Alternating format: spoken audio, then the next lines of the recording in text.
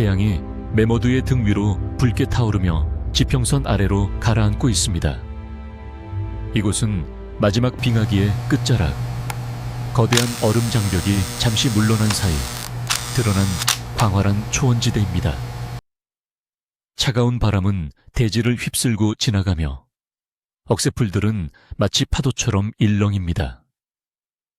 이 거친 땅에서 인간이라는 종족은 아직 자연의 압도적인 힘 앞에선 미약한 존재에 불과합니다.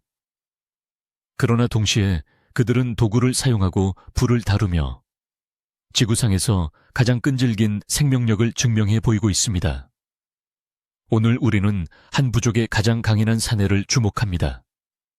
그는 부족의 우두머리이자 그 누구보다 많은 사냥감을 쓰러뜨린 전설적인 사냥꾼입니다. 그의 몸은 생존을 위한 완벽한 기계처럼 단련되어 있습니다. 그의 피부는 수많은 가시덤불과 맹수의 발톱이 남긴 흉터로 뒤덮여 있어 마치 오래된 나무 껍질과도 같습니다. 두꺼운 가죽 옷 아래로 드러난 근육은 그가 얼마나 많은 짐승과 씨름해 왔는지를 말해줍니다. 그는 지금 부족의 중심에 앉아 방금 사냥해 온 들소의 거대한 넓적다리 뼈를 손에 쥐고 있습니다. 그의 폐는 차가운 공기를 깊이 들이마시고 심장은 승리의 흥분으로 힘차게 박동합니다. 이 순간 그는 세상의 정점에 서 있습니다. 맘모스의 상아도 검치호의 송곳니도 그를 꺾지 못했습니다. 그러나 아이러니하게도 이토록 강인한 육체를 무너뜨릴 죽음의 그림자는 외부의 거대한 적이 아닌 그의 몸 가장 깊숙하고 단단한 곳에서 조용히 싹트고 있습니다. 인간의 턱관절은 진화의 역사 속에서 가장 강력한 무기 중 하나로 다듬어졌습니다. 그는 날카로운 돌칼로 고기를 자르지만 최종적으로 그 질긴 근섬유를 분해하여 생명력으로 바꾸는 것은 오로지 치아의 몫입니다. 구석기 시대의 식단은 현대의 부드러운 음식과는 비교할 수 없을 정도로 거칠고 투박합니다. 불에 그슬린 고기는 여전히 질기고 식물의 뿌리에는 모래와 흙이 묻어 있으며 딱딱한 견과류 껍질은 돌처럼 단단합니다. 그의 치아는 지난 수십 년간 이 모든 것을 부수고 갈아왔습니다. 범낭질이라 불리는 치아의 표면은 인체에서 가장 단단한 물질이지만 세월의 마모를 완전히 피해갈 수는 없습니다. 그의 어금니 표면은 이미 맷돌처럼 평평하게 닳아있고 그 위에는 미세한 금들이 거미줄처럼 얽혀 있습니다. 입안은 또 다른 거대한 생태계입니다. 따뜻하고 축축한 이 공간에는 수십억 마리의 미생물이 서식하고 있습니다. 그들은 인간이 섭취하는 음식물의 찌꺼기를 공유하며 번식합니다. 평소에는 타액의 자정작용과 면역체계가 이들의 반란을 억제하고 있습니다. 그러나 그들은 언제나 기회를 엿보고 있습니다. 단단한 범낭질 성벽에 아주 작은 틈이라도 생긴다면 그들은 즉시 그곳을 파고들 준비가 되어 있습니다. 특히 과일이나 꿀 같은 당분을 섭취한 직후 박테리아들은 폭발적으로 증식하며 산성 물질을 뿜어냅니다. 이 산 애시드은 바위가 빗물에 침식되듯 치아의 표면을 아주 천천히 그러나 확실하게 녹여내고 있습니다. 전사의 입속에서도 이 보이지 않는 화학 전쟁은 매일 밤낮으로 계속되고 있었습니다. 부족의 야영지에는 승리의 냄새가 진동합니다. 피 냄새와 짐승의 누린내, 그리고 타오르는 장작의 매캐한 연기가 섞여 원시적인 향연을 만들어냅니다. 부족원들은 둘러앉아 고기를 뜯으며 오늘의 사냥 무용담을 나누고 있습니다. 전사는 가장 맛있는 부위인 갈비뼈 근처의 고기를 베어 뭅니다. 뼈에 단단히 들러붙은 힘줄과 근막을 뜯어내기 위해 그는 어금니에 온 힘을 집중합니다. 턱 근육이 팽팽하게 긴장하고 위아래 치아가 맞물리며 수십 킬로그램에 달하는 압력이 가해집니다. 그것은 단순히 먹는 행위가 아니라 죽은 생명의 에너지를 산자의 것으로 강탈해오는 투쟁의 과정입니다. 그의 눈빛은 맹수처럼 번들거립니다. 바로 그 순간이었습니다. 그가 힘줄과 함께 섞여 있던 아주 작은 뼈 조각, 혹은 덜 익은 모래의 알갱이를 맹렬한 힘으로 씹었을 때였습니다.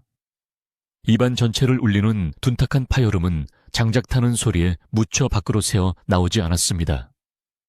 그러나 그의 두개골 내부는 그 충격을 고스란히 감지했습니다. 오른쪽 아래 첫 번째 큰 어금니, 이미 오랜 세월 혹사당해 얇아질 대로 얇아진 범낭질의 한 부분이 그 압력을 견디지 못하고 비명을 질렀습니다. 눈에 보이지도 않을 만큼 미세한 균열, 슈렉, 이 치아의 표면에서 시작되어 내부의 상아지를 향해 순식간에 뻗어 나갔습니다.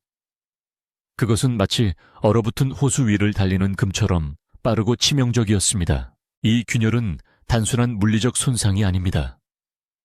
그것은 외부 세계와 신체 내부를 격리하던 완벽한 방어선이 무너졌음을 의미합니다.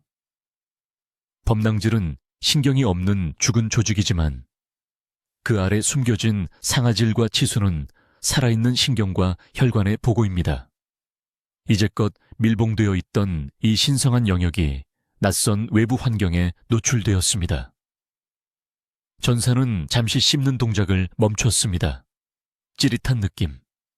마치 차가운 얼음 조각이 뇌를 스치고 지나가는 듯한 낯선 감각이 신경을 타고 올라왔습니다. 그것은 통증이라기보다는 일종의 불길한 예고였습니다. 하지만 그는 이 신호의 의미를 알지 못했습니다. 그저 고기 속에 단단한 것이 있었으려니 생각할 뿐입니다. 그는 혀끝으로 어금니를 훑어봅니다. 거칠어진 표면이 느껴지지만 피는 나지 않습니다. 그는 평생을 거친 환경에서 살아왔습니다. 발바닥이 찢어지고 피부가 긁히고 뼈에 금이 가는 고통은 그에게 일상과도 같았습니다. 치아에 느껴지는 이 미미한 불편함 정도는 사냥터에서 겪는 죽음의 위협에 비하면 아무것도 아니었습니다. 그는 고개를 저으며 다시 턱에 힘을 줍니다.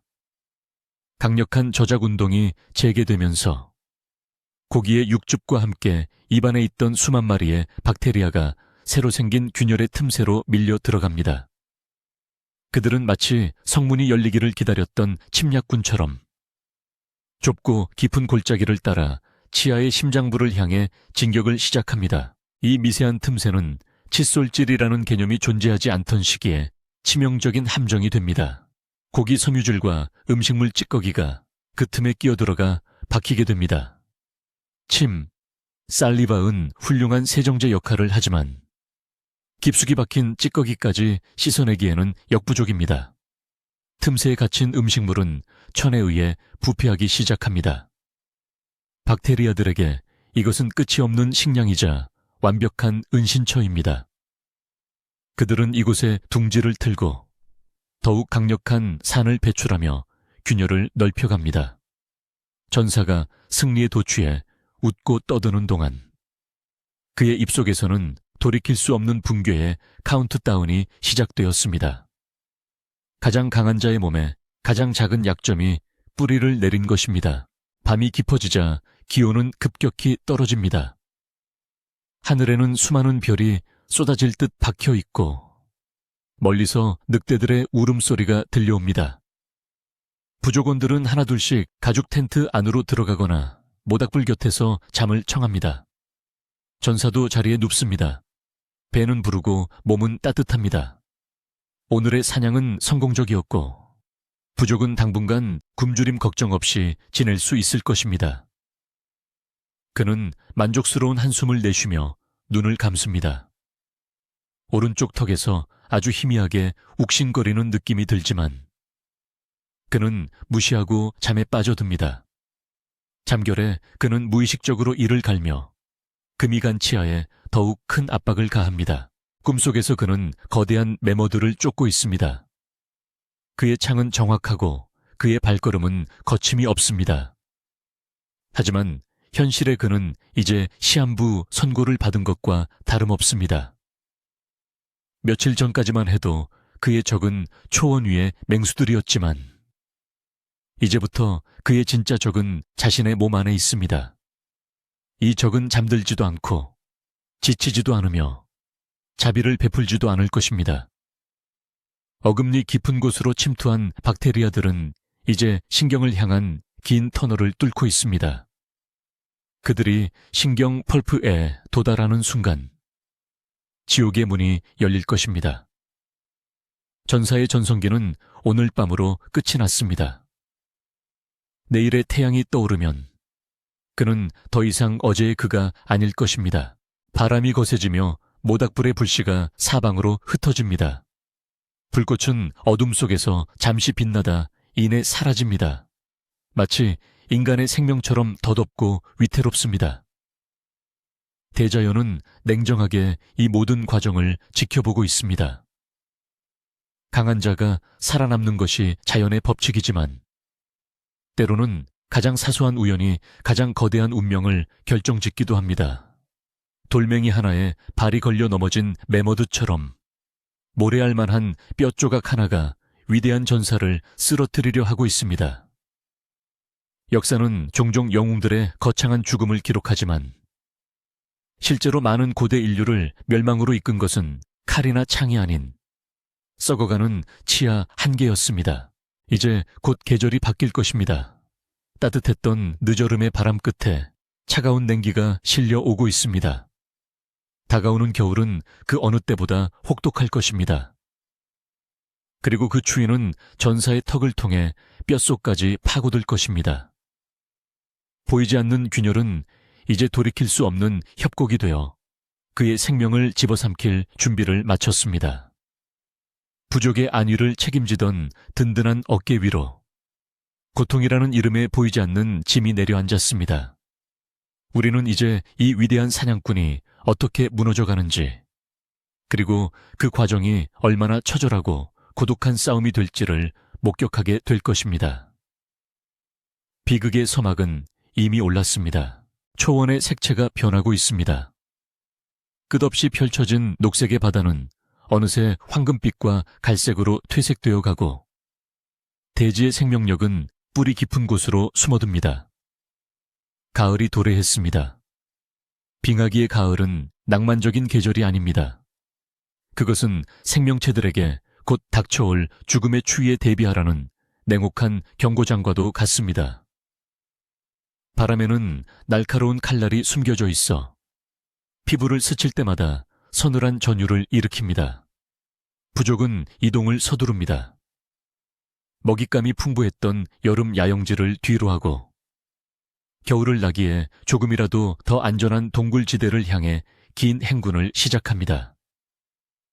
그 행렬의 선두에는 여전히 그가 서 있습니다. 그러나 그의 뒷모습은 예전과 미묘하게 다릅니다. 그의 어깨는 긴장으로 굳어 있고 고개는 자꾸만 한쪽으로 기울어집니다. 며칠 전 뼈를 씹으며 발생했던 미세한 균열은 이제 단순한 틈이 아닙니다. 박테리아 군단은 단단한 범랑질의 방어벽을 완전히 돌파했습니다. 그들은 이제 치아의 본체라 할 수 있는 상아질, 덴틴 깊숙한 곳까지 진격했습니다. 상아질에는 상아세관이라 불리는 미세한 관들이 무수히 뚫려 있어 외부의 자극을 취하 내부의 신경으로 직접 전달하는 고속도로 역할을 합니다. 이제 그가 입을 벌려 차가운 바람을 들이마실 때마다 그 바람은 상하세관 속의 체액을 급격히 이동시킵니다. 그 유체의 파동이 신경 말단을 건드릴 때마다 그는 턱 밑에서 날카로운 바늘이 솟구쳐 오르는 듯한 충격을 받습니다. 통증은 처음에는 간헐적이었습니다. 특정 각도로 음식을 씹거나 찬물을 마실 때만 깜짝 놀랄 정도로 찾아왔기에 그는 이를 참고 견딜 수 있었습니다. 그는 고통을 참는데 익숙한 전사입니다. 살점이 뜯겨나가는 부상도 뼈가 부러지는 고통도 침묵으로 이겨냈던 그였습니다. 하지만 치통은 다릅니다. 이것은 외부에서 가해지는 물리적인 타격이 아니라 머리통 안에서 울리는 공명, 레소넌스입니다. 뇌와 가장 가까운 곳에서 발생하는 이 자극은 신경계를 직접적으로 교란합니다. 사냥감을 노려보며 집중해야 할 순간에 불쑥 찾아오는 찌릿한 통증은 그의 집중력을 흐트러뜨리고 미간을 찌푸리게 만듭니다. 부족원들은 우두머리의 변화를 감지하기 시작합니다. 언제나 냉철하고 침착했던 그의 성격이 눈에 띄게 날카로워졌습니다. 사소한 실수에도 불호령이 떨어지고 이동 속도가 늦어지면 거칠게 화를 냅니다. 그는 자주 턱을 감싸쥐고 허공을 노려봅니다. 부족의 주술사는 이것을 불길한 징조로 해석합니다. 눈에 보이지 않는 악령이 우두머리의 입안의 둥지를 틀고 그의 영혼을 갉아먹고 있다고 수군거립니다. 원시 인류에게 질병은 미생물의 작용이 아닌 초자연적인 저주나 악령의 소행으로 받아들여졌습니다. 전사 자신도 그렇게 믿기 시작합니다. 자신이 사냥했던 짐승의 원혼이 복수를 위해 턱에 들러붙은 것은 아닌지 의심하며 두려움에 휩쌉니다. 그는 고통을 없애기 위해 온갖 원시적인 처방을 시도합니다. 그는 강가에서 자라는 버드나무 껍질을 벗겨 씹습니다. 버드나무 껍질에는 현대 아스피린의 주성분인 살리실산, 살리사일릭 애시드이 함유되어 있어 일시적으로 진통과 소염 효과를 냅니다. 쓴맛이 입안 가득 퍼지고 혀가 얼얼해지면 통증이 잠시 잦아드는 듯합니다. 그러나 이것은 근본적인 해결책이 되지 못합니다. 오히려 강한 산성 성분은 잇몸을 허물게 하고 위장을 쓰리게 만듭니다. 약효가 떨어지면 통증은 더 큰 파도가 되어 밀려옵니다. 그는 고통이 멈추지 않자 날카로운 돌조각이나 뼈바늘로 썩어가는 치아 사이를 후벼 파기도 합니다. 이러한 행위는 상황을 악화시키는 결정적인 실수가 됩니다. 비위생적인 도구로 환부를 건드리면서 입안에 상주하던 또 다른 세균들이 깊은 상처 부위로 침투합니다. 찔러 넣은 뼈바늘은 이미 얇아질 대로 얇아진 상아질 바닥을 뚫고 마침내 치수강 펄프 챔버를 건드리고 맙니다. 치수강은 신경과 혈관이 밀집해 있는 치아의 심장 부입니다. 이곳이 개방되는 순간 박테리아들은 혈관과 신경이 흐르는 풍요로운 젖과 꿀의 땅을 발견한 것과 같습니다. 혐기성 세균들이 산소가 없는 깊은 곳에서 폭발적으로 증식하며 가스를 만들어냅니다. 닫힌 공간 안에서 가스의 압력이 높아지자 신경은 터질 듯한 압박을 받게 됩니다. 이제 통증은 시린 단계를 넘어 욱신거리는 박동성 통증으로 변모합니다. 심장이 뛸 때마다 턱에서도 똑같은 박자로 고통이 울립니다. 쿵, 쿵, 쿵. 그것은 마치 머리뼈 안에서 작은 난쟁이가 망치질을 해대는 것과 같습니다. 밤은 그에게 공포의 시간이 됩니다. 낮에는 그나마 활동하며 고통을 분산시킬 수 있지만 고요한 밤이 되면 감각은 오로지 통증 하나에만 집중됩니다. 자리에 누우면 머리로 가는 혈류량이 늘어나 치아 내부의 압력이 더욱 상승합니다. 그는 눕지도 못하고 앉아서 밤을 지새웁니다. 수면 부족은 그의 이성을 마비시키고 환청을 듣게 만듭니다. 부족은 험준한 산맥을 넘고 있습니다. 고도가 높아질수록 기온은 영하로 떨어지고 얼음 섞인 비가 내립니다. 전사는 며칠째 제대로 된 식사를 하지 못했습니다. 음식을 씹으려 하면 치아가 맞닿는 순간 뇌를 관통하는 격통이 오기 때문입니다. 그는 물에 불린 육포 조각을 억지로 삼키거나 으깬 열매로 허기를 달랩니다. 강인했던 턱선은 수척해졌고 눈은 퀭하게 들어갔습니다. 굶주림과 고통, 그리고 수면 부족의 삼중고가 그의 육체를 빠르게 무너뜨리고 있습니다. 근육질의 몸은 에너지를 얻기 위해 자신의 지방과 근육을 태우기 시작합니다. 그는 눈에 띄게 야위어가고 있습니다. 그러던 어느 날 이동 중에 잠시 휴식을 취하던 때였습니다. 갈증을 느낀 전사는 계곡을 흐르는 맑은 물을 손으로 떠서 입으로 가져갑니다. 빙하가 녹아 흐르는 물은 뼈가 시릴 정도로 차갑습니다. 그가 물을 한 모금 머금는 순간 비극의 클라이맥스가 찾아옵니다.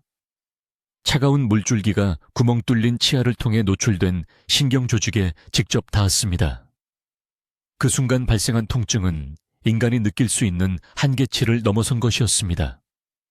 그것은 단순한 아픔이 아니라 번개가 척추를 타고 내려와 온몸을 감전시키는 듯한 충격이었습니다. 그는 비명조차 지르지 못하고 그대로 바닥에 고꾸라졌습니다. 손에 들고 있던 창이 바위 위로 떨어지며 요란한 소리를 냅니다. 부족원들이 놀라 그를 쳐다봅니다. 천하무적이었던 그들의 리더가 아무런 적도 없는 곳에서 물 한 모금을 마시다 쓰러져 몸부림치고 있습니다. 그는 양손으로 머리를 감싸 쥐고 흙바닥을 구릅니다. 입에서는 거품 섞인 침이 흘러나옵니다. 신경이 보내는 과도한 전기 신호가 뇌를 과부하시켜 일시적인 쇼크 상태에 빠진 것입니다. 눈앞이 하얗게 변하고 귀에서는 삐하는 이명 소리만이 들립니다. 세상의 모든 소리가 차단되고 오로지 고통만이 존재하는 진공 상태. 그것은 지옥의 한가운데였습니다. 그는 짐승처럼 으르렁거리며 일어섭니다. 눈에는 핏발이 서 있고 이성은 완전히 날아갔습니다. 통증의 원인을 제거하고 싶은 본능만이 남았습니다. 그는 옆에 있던 돌을 집어들어 자신의 턱을 내리찢고 싶은 충동을 느낍니다. 썩은 치아를 뽑아버리고 싶지만 뿌리가 깊고 단단한 어금니는 맨손이나 조잡한 도구로는 쉽게 뽑히지 않습니다. 시도할수록 잇몸은 찢어지고 치아는 흔들리기만 할 뿐. 신경은 더욱 자극받아 미쳐 날뜁니다. 그는 자신의 얼굴을 때리며 고통을 또 다른 고통으로 덮으려 발버둥칩니다. 부족원들은 공포에 질려 뒷걸음질 칩니다. 그들의 눈에 비친 리더는 더 이상 영웅이 아닌 광기에 사로잡힌 괴물입니다. 바람이 거세지며 낙엽들이 회오리칩니다. 겨울이 머지않았습니다. 하지만 전 세계 진정한 겨울은 이미 몸속에서 시작되었습니다. 치수염 풀피티스는 이제 되돌릴 수 없는 강을 건넜습니다. 신경 조직은 세균과의 싸움에서 패배하고 괴사 네크로시스 단계로 접어들 것입니다. 신경이 죽으면 일시적으로 통증이 사라지는 폭풍 전의 고요가 찾아올 수도 있습니다.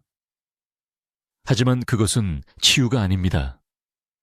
죽은 신경 조직이 썩으면서 더 강력한 독소를 뿜어내고 그 독소가 턱뼈 속으로 퍼져나가는 재앙의 시작일 뿐입니다. 깨어난 야수는 이제 턱뼈라는 감옥을 부수고 전신의 혈관을 타고 흐를 준비를 마쳤습니다. 이 작은 치아 하나가 메모들을 잡던 거대한 사냥꾼을 무릎 꿇리고 있습니다. 자연계에서 크기는 생존을 보장하지 않습니다. 가장 작은 것이 가장 큰 것을 쓰러뜨리는 비대칭의 전쟁. 이것은 인류가 농경을 시작하고 탄수화물을 섭취하기 훨씬 이전부터 수렵 채집인들의 운명을 가르던 잔혹한 룰렛이었습니다. 누군가는 늙어서 죽고 누군가는 다쳐서 죽지만 그는 단지 운이 나빠서 딱딱한 것을 잘못 씹었다는 이유만으로 죽음의 문턱으로 끌려가고 있습니다. 이것은 너무나 허무하지만 동시에 너무나 현실적인 야생의 법칙입니다. 태양이 구름 뒤로 숨고 하늘은 잿빛으로 변합니다. 첫눈이 내릴 기미가 보입니다. 부족은 다시 짐을 챙겨야 합니다. 여기서 멈추면 모두가 얼어 죽습니다. 전사는 비틀거리며 다시 일어섭니다. 하지만 그의 눈빛에서는 예전의 총기가 사라졌습니다.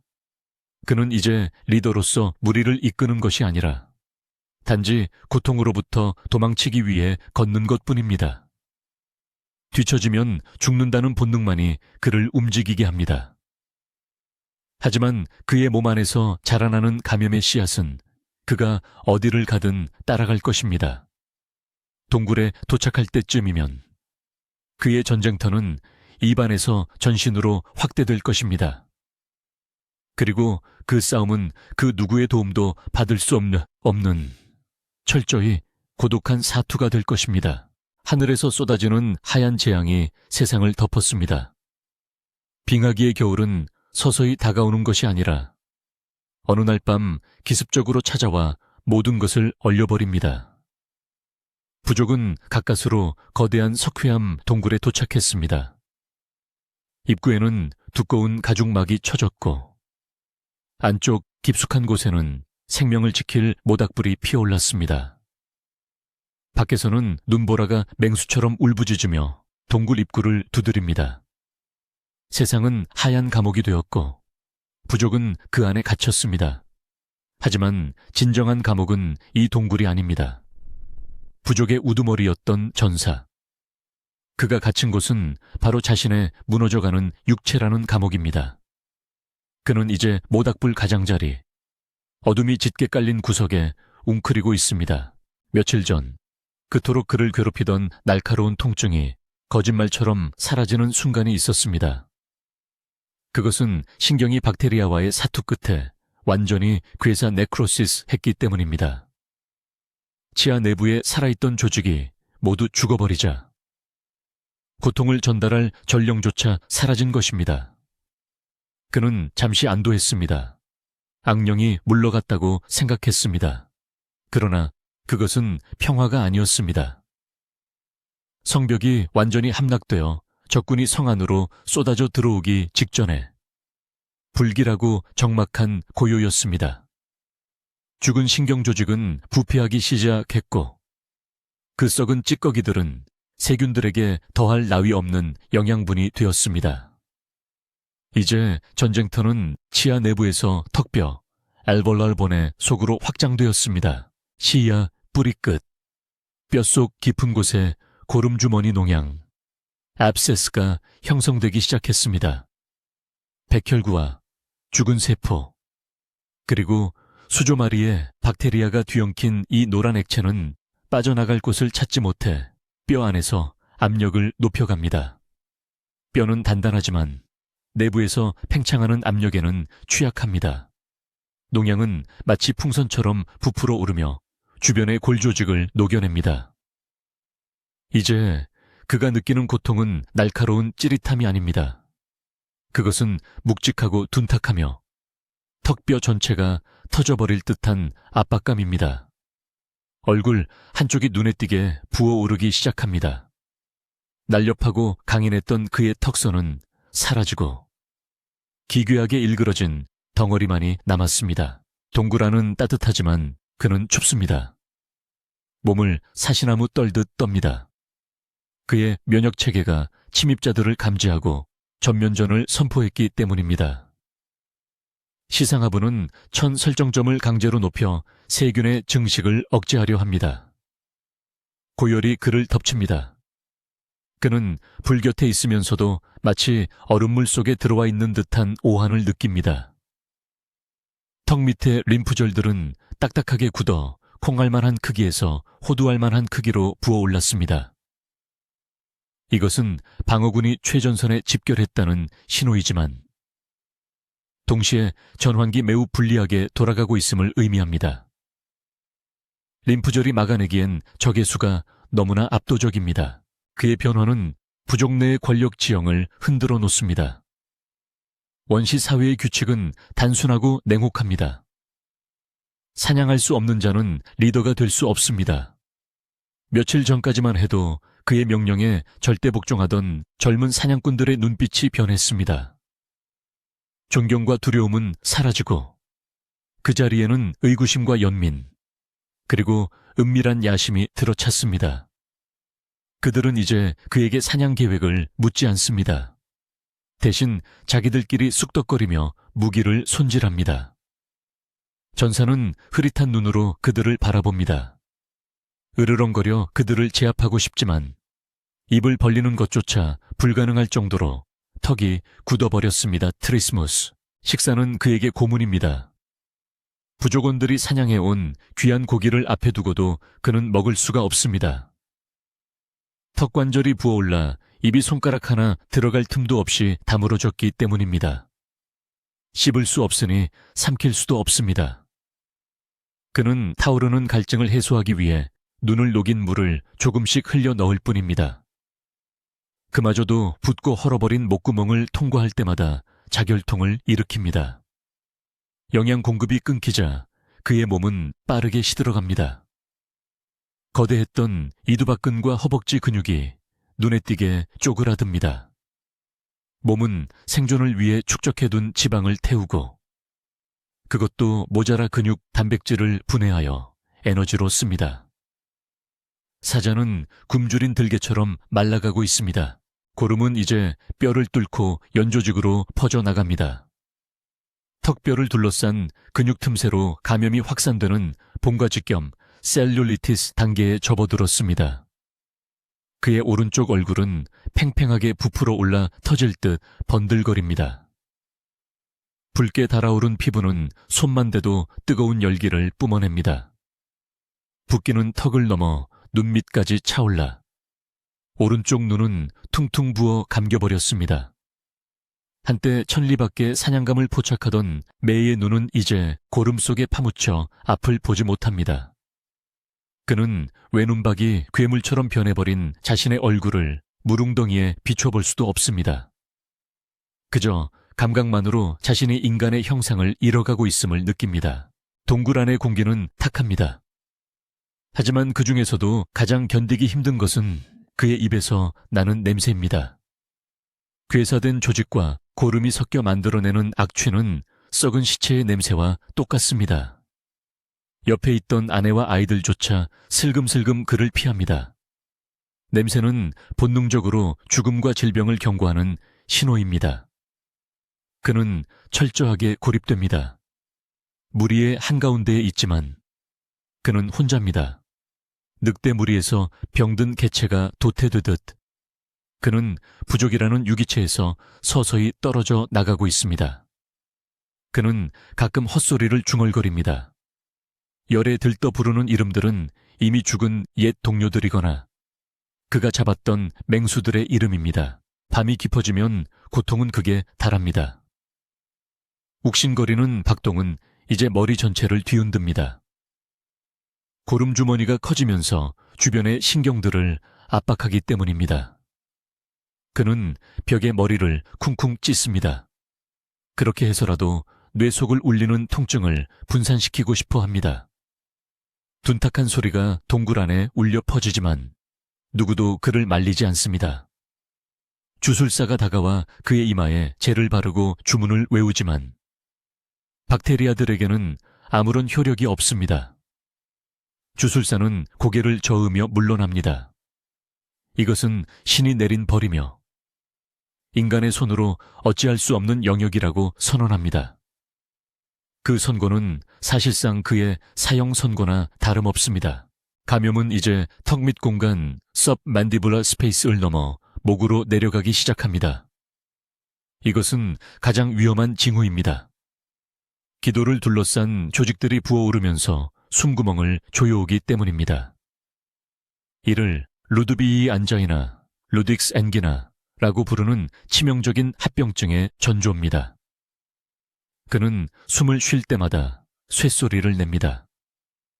들이마실 수 있는 공기의 양이 줄어들면서 그는 만성적인 산소 부족에 시달립니다. 가슴이 격렬하게 오르내리지만 폐로 들어오는 공기는 턱없이 부족합니다. 물 밖으로 나온 물고기처럼 입을 뻐끔거리려 해도 굳어버린 턱은 꼼짝도 하지 않습니다. 그의 정신은 혼미해집니다. 현실과 꿈의 경계가 무너집니다. 눈앞에 어른거리는 그림자가 자신을 데리러 온 저승사자처럼 보입니다. 그는 손을 허우적거리며 보이지 않는 적을 밀어내려 합니다. 하지만 그의 손에는 힘이 하나도 없습니다. 한때 맘모스의 뼈를 부러뜨리던 악력은 이제 마른 나뭇가지 하나 꺾을 수 없을 만큼 약해졌습니다. 그는 자신의 무력함에 분노하며 눈물을 흘립니다. 그러나 그 눈물조차 고열로 인해 금방 말라버립니다. 강인했던 전사의 영혼은 고통이라는 용광로 속에서 서서히 녹아내리고 있습니다. 동굴 밖에 눈보라가 잠시 잦아들었습니다. 고요함이 찾아왔지만 동굴 안에는 거친 숨소리만이 가득합니다. 그르렁, 그르렁. 그것은 마치 맹수가 목을 다쳐내는 소리 같습니다. 부족원들은 잠들지 못하고 그 소리를 듣고 있습니다. 그 소리는 그들의 미래일 수도 있기에 공포스럽습니다. 인간이라는 종은 강해 보이지만 이토록 쉽게 무너질 수 있는 존재입니다. 거대한 자연 앞에서 인간이 쌓아 올린 위험은 모래성처럼 위태롭습니다. 지금 그들의 리더는 자연이 보낸 가장 작은 자객에게 목을 졸리고 있습니다. 이제 한계점이 다가오고 있습니다. 턱 밑에 가득 찬 구름은 피부를 뚫고 터져 나오거나 아니면 안쪽으로 터져 기도를 완전히 막아버릴 것입니다. 어느 쪽이든 끔찍한 결말입니다. 팽창할 대로 팽창한 피부는 보랏빛으로 변해 괴사를 예고하고 있습니다. 혈관들은 압박을 견디지 못하고 터져 피하 출혈을 일으킵니다.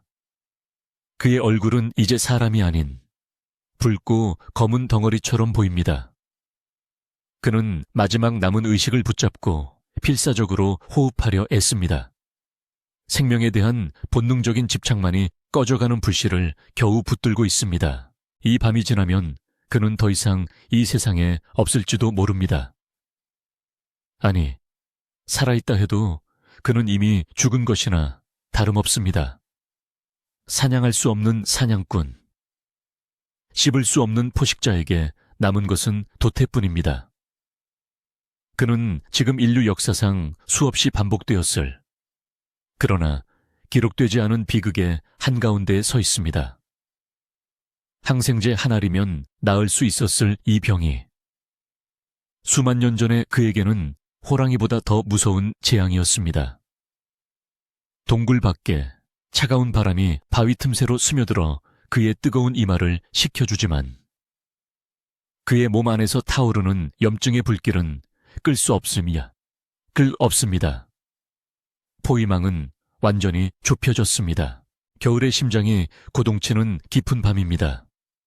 동굴 밖에서는 폭설이 세상을 집어삼킬 듯 맹렬하게 휘몰아치고 바람은 날카로운 비명소리를 내며 바위 틈을 파고듭니다. 그러나 지금 이 순간 가장 치열한 전쟁터는 눈보라치는 설원이 아닙니다. 바로 한 남자의 혈관 속입니다. 턱뼈 안에 갇혀있던 고름주머니가 마침내 압력을 견디지 못하고 터졌습니다. 하지만 불행히도 그것은 피부 밖이 아닌 혈관 내부를 향해 터졌습니다. 억눌려 있던 수억 마리의 박테리아들이 둑이 터진 홍수처럼 혈류를 타고 쏟아져 나옵니다. 균혈증 박테레미아이 시작된 것입니다. 이제 국지전은 전면전으로 확대되었습니다. 심장은 아무것도 모른 채 힘차게 박동하며 이 치명적인 독소를 전신의 장기로 배달합니다. 뇌, 폐, 간, 신장으로 세균들이 퍼져나가는 데는 차에 1분도 걸리지 않습니다. 면역체계는 비상사태를 선포하고 마지막 남은 모든 자원을 쏟아붓습니다. 사이토카인 폭풍, 사이토카인의 스톰, 이 몰아치며 혈관을 확장시키고 혈압을 급격히 떨어뜨립니다. 그는 갑자기 숨을 헐떡이며 경련을 일으킵니다. 사지가 차갑게 식어가면서도 몸통은 불덩이처럼 뜨거워집니다. 이것은 폐혈증, 셉시스의 전형적인 증상입니다. 생명을 유지하던 질서, 정연한 시스템이 통제불능의 카오스 상태로 빠져들고 있습니다. 그는 지금 꿈과 현실의 경계가 무너진 세상에 홀로 서 있습니다.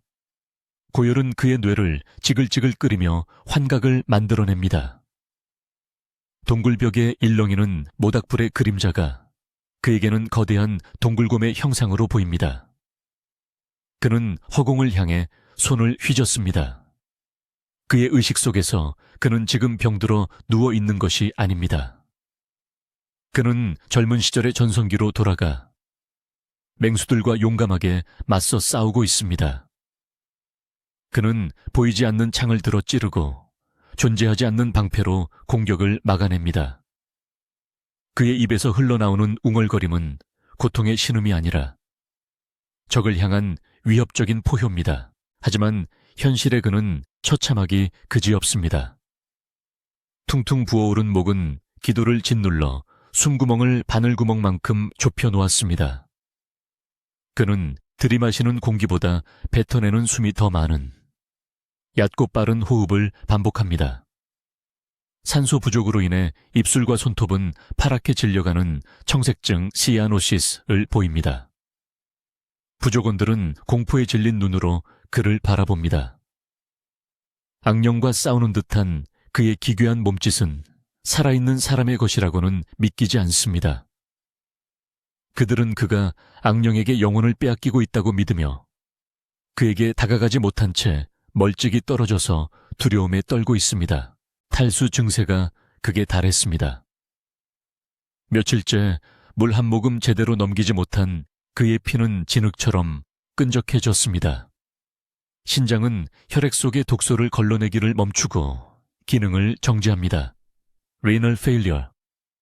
소변이 나오지 않게 되자 체내에 쌓인 노폐물은 다시 혈관을 타고 뇌로 역류합니다. 요독증이 겹치면서 그의 의식은 더욱 깊은 늪으로 빠져듭니다. 입안은 바짝 말라 혀가 입천장에 달라붙었고 입술은 갈라져 피가 맺혔습니다. 갈증은 타는 듯한 고통이지만 그는 이제 물을 달라고 할 힘조차 남아있지 않습니다. 그저 본능적으로 혀를 내밀어 마른 입술을 핥을 뿐입니다. 동굴 안을 가득 채운 썩은 냄새는 더욱 짙어졌습니다.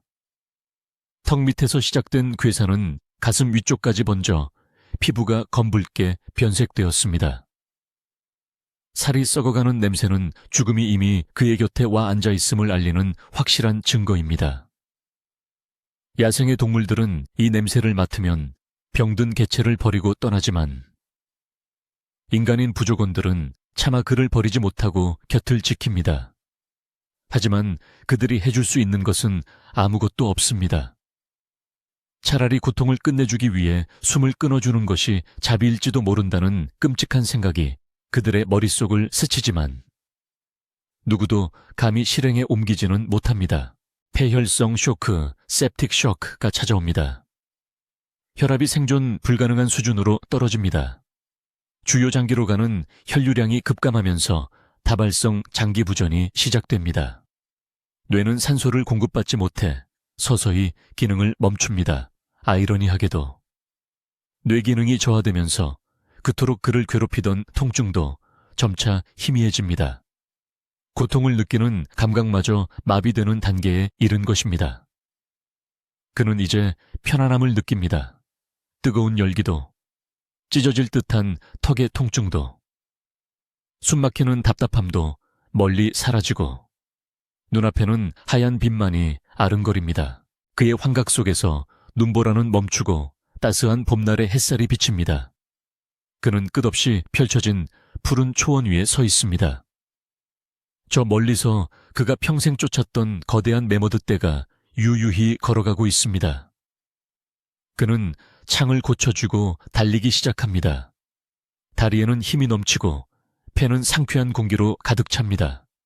현실의 그는 동굴 바닥에 누워 가늘게 경련하고 있지만 영혼의 그는 그 어느 때보다 자유롭게 달리고 있습니다. 이것은 죽음이 인간에게 베풀어주는 마지막 자비인지도 모릅니다.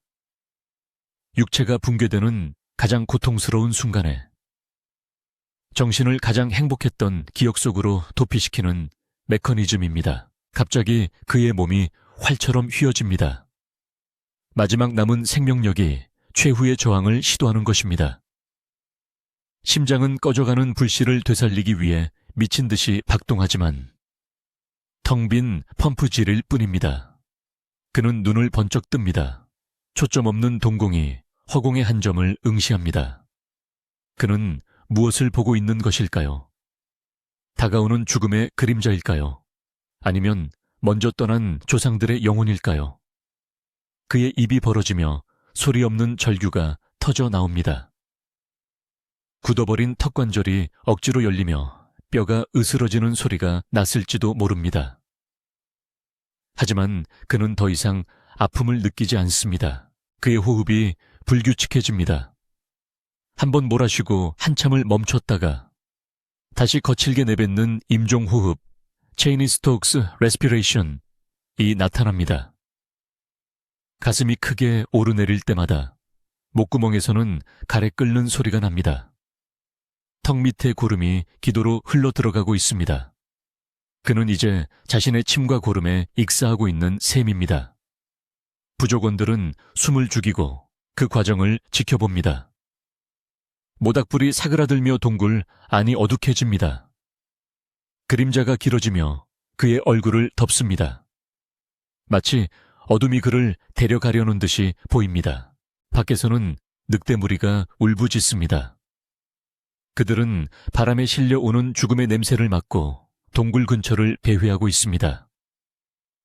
자연은 한치의 낭비도 허용하지 않습니다. 한 생명의 죽음은 다른 생명의 삶으로 이어집니다.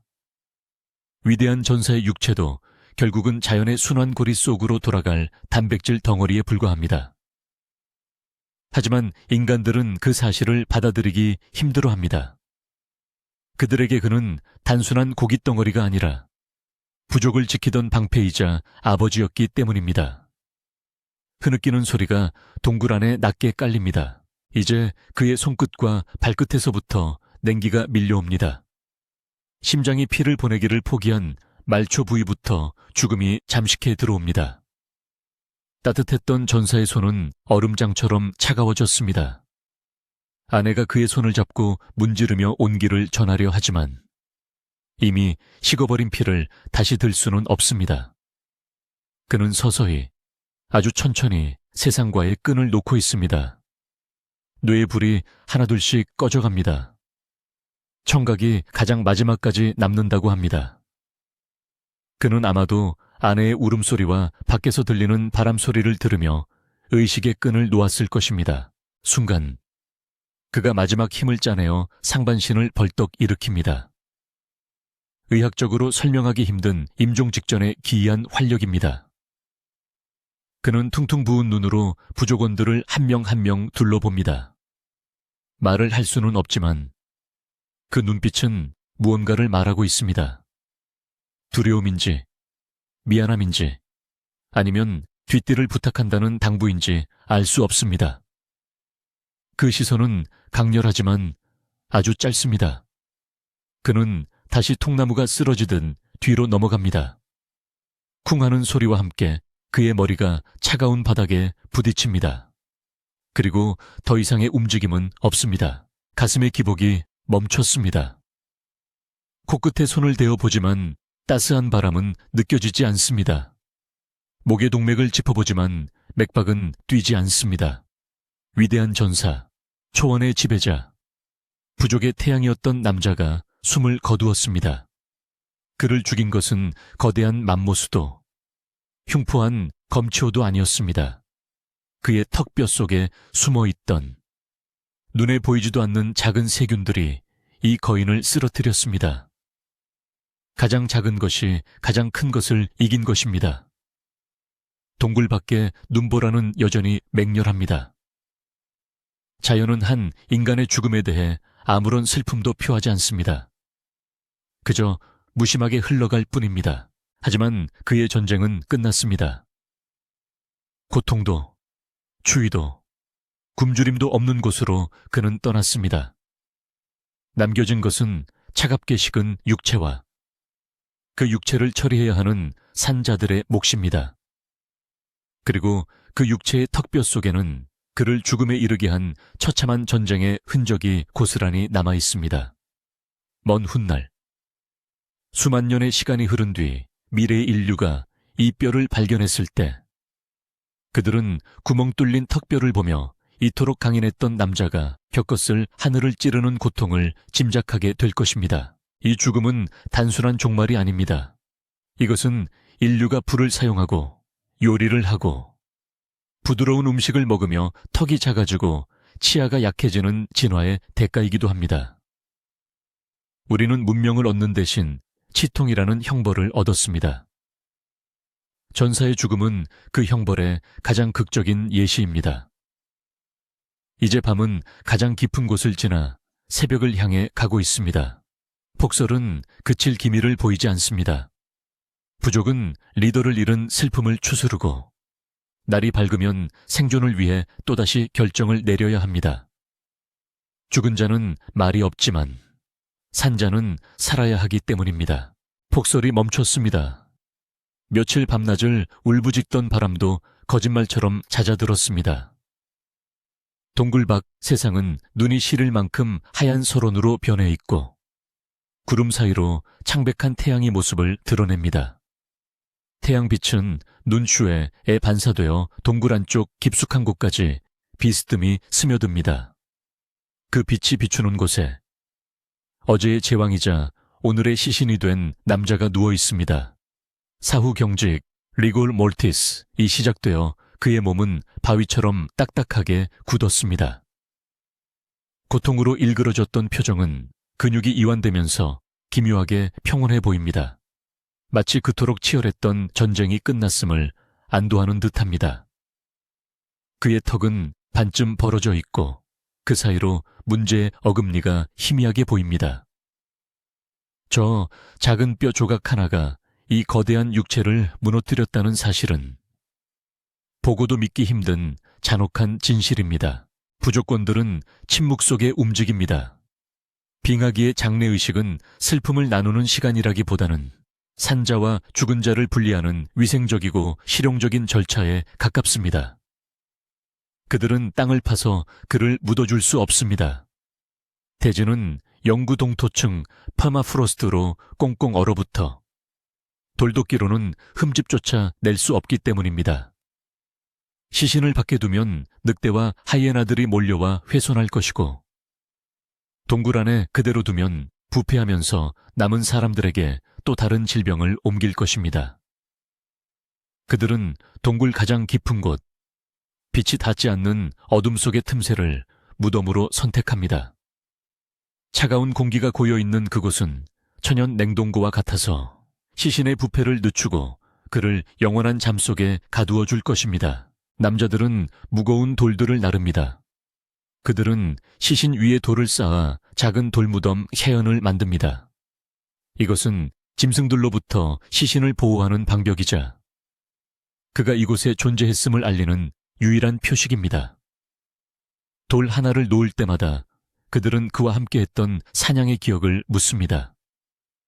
메모들을 향해 함께 창을 던지던 순간, 불을 피우며 나누던 고기, 그리고 그가 보여주었던 압도적인 힘과 용기. 하지만 그 기억들조차 돌무덤의 무게 아래 봉인됩니다. 돌무덤이 완성되자 거대했던 전사의 모습은 사라지고 차가운 돌무더기만이 남았습니다. 한 시대가. 그리고 한 우주가 그렇게 돌틈으로 사라졌습니다. 이제 남은 사람들은 선택해야 합니다. 여기서 죽은 자를 기리며 시간을 보낼 것인가? 아니면 살기 위해 떠날 것인가? 대답은 이미 정해져 있습니다. 식량은 바닥났고 동굴 안의 땔감도 떨어져 갑니다. 머무름은 곧 죽음입니다. 부족의 2인자였던 젊은 사냥꾼이 죽은 전사의 창을 집어듭니다. 묵직한 돌창의 무게가 손바닥을 통해 전해집니다.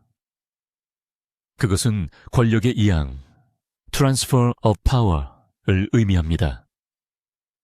그는 잠시 돌무덤을 응시하다가 뒤를 돌아 부족원들을 향해 고개를 끄덕입니다. 가잔 말은 필요 없습니다. 눈빛과 몸짓만으로 충분합니다. 슬픔은 사치입니다. 산자는 살아야 한다는 대전제 앞에서 죽음은 빠르게 잊혀야 할 과거가 됩니다. 부족은 다시 눈보라가 멈춘 설원을 향해 걸음을 옮깁니다. 그들의 뒷모습은 자꾸 초라해 보입니다. 대자연의 광활함 속에서 인간은 점 하나에 불과합니다. 그러나 그 점들은 끊임없이 움직이며 생명선을 이어갑니다. 전사는 비록 쓰러졌지만 그가 지켜낸 아이들과 그가 가르친 사냥 기술은 부족 안에 살아남았습니다. 유전자는 개체의 죽음을 넘어 다음 세대로 또 다음 세대로 이어질 것입니다. 이것이 종 스피시스의 연속성입니다. 그가 겪었던 고통과 죽음조차도 살아남은 자들에게는 딱딱한 것을 씹지 말라는, 혹은 이 아픔이 시작되면 어떻게 대처해야 하는가에 대한 뼈아픈 교훈으로 남을 것입니다. 시간은 흐릅니다. 아주 긴 시간이 흐릅니다. 동굴 밖에 세상은 수없이 변합니다. 얼음이 녹아내리고 초원이 숲으로 변하고 다시 사막이 되었다가 도시가 들어섭니다. 수만 년의 세월 동안 동굴 안은 완벽한 침묵과 어둠에 잠겨 있습니다. 돌무덤 속의 육체는 서서히 분해되어 자연으로 돌아갑니다. 가죽옷은 사가 없어지고 근육과 내장은 미생물에 의해 흙으로 변합니다. 하지만 단 하나, 사라지지 않고 시간을 견디는 것이 있습니다. 바로 뼈와 치아입니다. 가장 단단했던 그의 무기이자 그를 죽음으로 몰고 갔던 원인인 치아만이 그곳에 남아 그날의 진실을 증언할 준비를 하고 있습니다. 먼 훗날 현대의 고고학자들이 횃불 대신 LED 랜턴을 들고 이 동굴을 찾아냅니다. 그들은 조심스러운 손길로 돌무덤을 해체하고 흙 속에 파묻힌 유골을 수습합니다. 그들은 두개골을 들어 올리며 감탄합니다. 건장한 남성, 30대 중반, 수많은 골절과 치유의 흔적, 대단한 전사였군요. 그러나 그들의 시선은 곧 턱뼈의 한 지점에 고정됩니다. 오른쪽 아래 어금니 주변의 뼈가 녹아내려 생긴 콩알만 한 구멍, 피스투라, 범낭질이 깨져나간 어금니. 그들은 붓으로 흙을 털어내며 안타까운 탄식을 내뱉습니다. 치근단 농양, 페리아피컬 앱세스, 이 심각했네요. 뼈까지 녹일 정도였다면 끔찍한 고통 속에서 폐혈증으로 사망했을 겁니다. 현대의 의학 지식으로 보면 이것은 너무나 허무한 죽음입니다. 항생제 몇 알 혹은 간단한 발치 수술 하나면 살릴 수 있었던 생명이었습니다. 하지만 그 시대에 그에게는 그것이 우주적인 재앙이었습니다. 고고학자들은 이 두개골을 통해 인류의 진화와 질병의 역사를 읽어냅니다. 인간이 불을 사용하고 음식을 익혀 먹으면서 턱은 작아졌지만 치아의 개수는 그대로 유지되었습니다. 좁아진 턱 공간, 탄수화물 위주의 식단 변화는 충치균에게 낙원을 제공했습니다. 어쩌면 치통은 인간이 문명을 선택한 대가로 짊어져야 했던 형벌, Penalty of Civilization이었는지도 모릅니다. 우리는 부드러운 빵과 달콤한 과일을 얻었지만 그 대가로 평생 치과 의자를 두려워하는 운명을 맞이했습니다. 전사의 두개골은 박물관의 유리 진열장 안에 놓입니다. 조명을 받아 하얗게 빛나는 그 뼈는 아무 말이 없습니다. 관람객들은 그 앞을 지나가며 원시인들은 충치가 없었을 줄 알았는데 라고 가볍게 이야기합니다. 하지만 그 유리벽 너머, 텅 빈 눈구멍 깊은 곳에는 그가 겪었던 하늘을 찌르는 고통의 기억이 서려 있습니다. 그가 밤마다 질렀던 비명, 차가운 물 한 모금에 느꼈던 전율, 그리고 고독하게 죽어가던 마지막 순간의 절망은 뼈의 분자 하나하나에 새겨져 있습니다. 그는 단순히 박물관의 전시물이 아닙니다. 그는 생존을 위해 모든 것을 걸고 싸웠으나 가장 작고 비열한 적에게 기습당해 쓰러진 비운의 영웅입니다. 우리는 지금도 가끔 치통을 겪습니다. 욱신거리는 통증이 시작되면 우리는 진통제를 찾고 치과로 달려갑니다. 현대의 기술은 그 고통을 몇 분 만에 잠재워줍니다. 하지만 우리가 느끼는 그 찰나의 통증 속에 수만 년 전 빙하기의 동굴에서 홀로 죽어가던 전사의 고통이 겹쳐져 있습니다. 우리의 DNA 속에는 그 공포가 각인되어 있습니다. 그래서 우리는 치과 의자의 기계 소리에 본능적인 두려움을 느끼는 것일지도 모릅니다. 그것은 학습된 공포가 아니라 조상들의 비명이 유전자에 새겨진 기억입니다. 다시 시점은 태고의 서론으로 돌아갑니다. 부족은 멀리 점처럼 사라졌습니다. 동굴은 다시 텅 비었습니다. 하지만 바람소리 사이로 우리는 알 수 있습니다. 그가 패배한 것이 아니라는 것을. 그는 자신의 역할을 다했습니다. 그는 사냥했고, 먹였고, 지켰습니다. 그의 육체는 무너졌지만 그가 지켜낸 생명은 끈질기게 살아남아 오늘날의 우리에게까지 이어졌습니다. 인류의 역사는 승리자들의 기록만이 아닙니다. 이름 모를 질병과 싸우다 쓰러져간 수많은 개체들의 시체 위에 쌓아 올린 탑입니다. 그 탑의 가장 밑바닥, 차갑고 어두운 돌무덤 속에 치통으로 죽어간 한 위대한 전사가 잠들어 있습니다. 그의 죽음은 헛되지 않았습니다.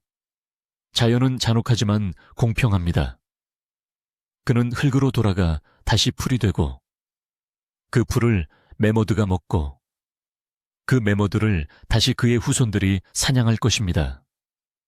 생명은 순환합니다. 그리고 그 순환의 고리 안에서 강함과 약함, 삶과 죽음은 서로 다른 얼굴을 한같은 존재입니다. 이제 이야기는 끝났습니다. 어둠이 내리는 설원 위로 다시 눈이 내리기 시작합니다. 하얀 눈송이들이 세상을 덮어줍니다. 전사의 고통도, 부족의 슬픔도, 그리고 이 모든 치열했던 생존의 기록도 하얀 눈 아래 고요히 묻힙니다. 오직 바람만이 그곳에 거인이 있었음을, 그리고 그가 아주 작은 가시에 찔려 쓰러졌음을 기억하며 낮은 소리로 노래할 뿐입니다. 하늘을 찌르던 그 고통은 이제 영원한 침묵 속으로 가라앉았습니다. 이것은 태고의 다큐멘터리이자 우리 몸속에 흐르는 가장 아픈 기억에 관한 서사시였습니다.